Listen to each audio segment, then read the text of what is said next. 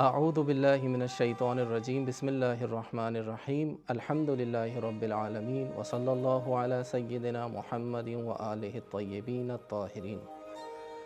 ہر امام معصوم علیہ السلام نے اپنے جد حسین علیہ السلام کو یاد کیا ہے، ان کا ذکر کیا ہے، ان کی عزاداری کی ترویج میں اپنا کردار ادا کیا ہے۔ امام موسیٰ کاظم علیہ السلام نے کس طرح عزاداری میں اپنا کردار ادا کیا ہے، اس کی ترویج کی ہے اور لوگوں کو اس عزا کی طرف اور اپنے جد حسین علیہ السلام کی طرف دعوت دی ہے۔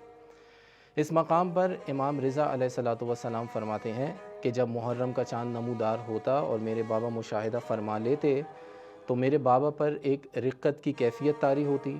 میرے بابا پھر 10 دن تک مسکراتے نہیں تھے، میرے بابا محو ہو جاتے تھے، مشغول ہو جاتے تھے، مصروف ہو جاتے تھے۔ کس میں؟ ذکر حسین علیہ السلام میں، عزاداری امام حسین علیہ السلام میں اور گریے میں۔ گریے کے ذریعے سے سب سے پہلا کام امام موسیٰ کاظم علیہ السلام نے جو انجام دیا وہ گریہ ہے۔ گریے کے ذریعے سے اپنے جد حسین علیہ السلام کے ذکر کو تازہ کیا، گریے کے ذریعے سے لوگوں کو دعوت دی۔ ظاہر ہے انسان جب گریہ کرتا ہے، جب اشک رواں ہوتے ہیں اس کی آنکھوں سے، تو لوگ سوال کرتے ہیں کہ آپ کیوں رو رہے ہیں، آپ کیوں گریہ فرما رہے ہیں۔ اسی طرح امام علیہ السلام سے بھی سوال کیا جاتا تھا، تو پھر امام پورا فلسفہ عزاداری حسین علیہ السلام کی طرف متوجہ فرماتے تھے۔ یہ پہلا کام ہے امام موسیٰ کاظم علیہ السلام کا۔ دوسرا کام جو ترویج عزاداری میں، یاد کربلا میں، یاد حسین علیہ السلام میں امام موسیٰ کاظم علیہ السلام نے انجام دیا ہے عزیزوں، وہ ہے زیارت امام حسین علیہ السلام۔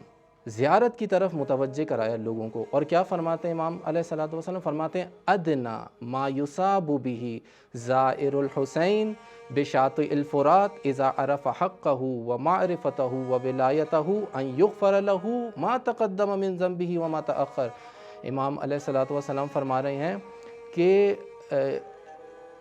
ادنا ما یصاب به، کم ترین اجر، کم ترین ثواب زیارت امام حسین علیہ السلام یہ ہے، اس شرط کے ساتھ کہ وہ امام حسین کی معرفت رکھتا ہو، ان کی ولایت رکھتا ہو اور ان کے حق کو پہچانتا ہو۔ یہ 3 کام اگر اس کے پاس ہیں اور اس کے بعد وہ زیارت کرتا ہے تو امام فرماتے ہیں ان یغفر له ما تقدم من ذنبه وما تأخر، کہ اس کی مغفرت کر دی جائے گی، اس کے گناہوں کی، اگلے گناہوں کی بھی مغفرت، پچھلے گناہوں کی بھی مغفرت کر دی جائے گی زیارت امام حسین علیہ السلام کے ذریعے سے۔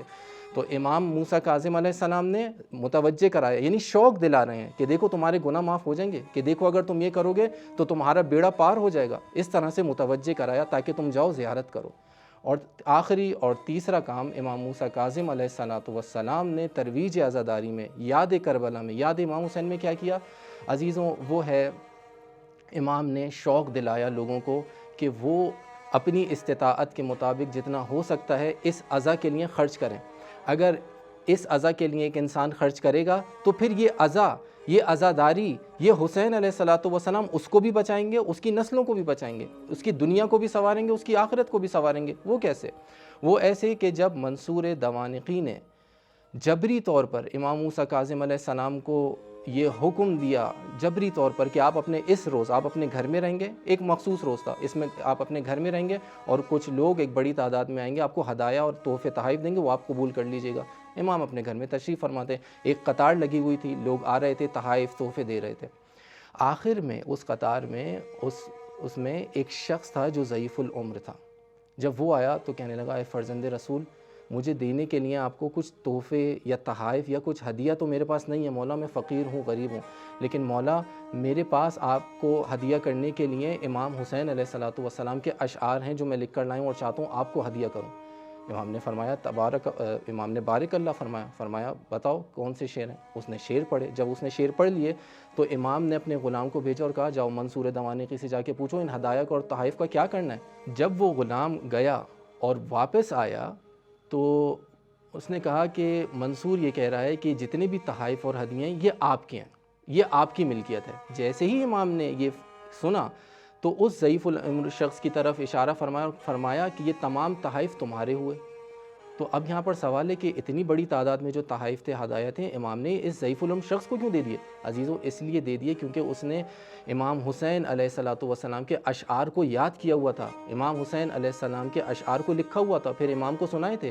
یعنی امام نے خرچ کر کے بتا دیا کہ دیکھو اگر تمہارے پاس بھی جتنا ہے تم اپنی استطاعت کے مطابق جو کر سکتے ہو اس عزاداری کے لیے کرو، تاکہ یہ عزاداری تمہیں بھی بچائے اور تمہاری نسلوں کو بھی بچائے۔